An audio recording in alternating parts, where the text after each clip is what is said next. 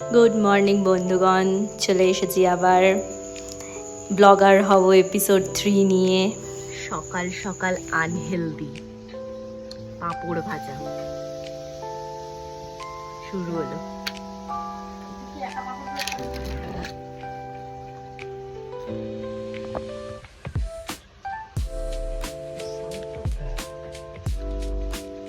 ভালো হয়েছে খেতে, মা বানিয়েছে চাটা আজকে, কিন্তু কালকে আমি বানিয়েছিলাম। ও সরি, আজকে বাবা বানিয়েছে, কিন্তু আমি বানিয়েছি আমার মতো হয়নি।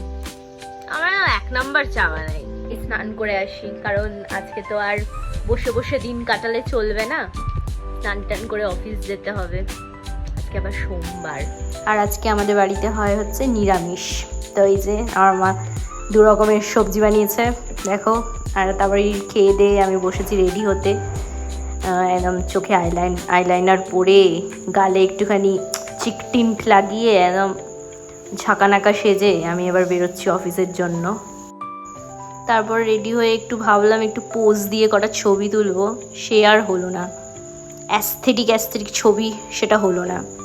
বেরিয়েই দেখি বাইরে এক পশলা বৃষ্টি হয়ে গেছে, আরও ঝিরিঝিরি পড়ছে। তারপর অফিস এসেই দেখি যে একটা চকলেট পেয়ে গেলাম গিফট, সেটা লুকি লুকি খেয়েও নিলাম। আমার মায়ের ব্যাগ এসছে, মায়ের ব্যাগ এইবার এসছে নাইকা থেকে পার্সেল। এইবার এসছে নাইকা থেকে পার্সেল, এটা আমার।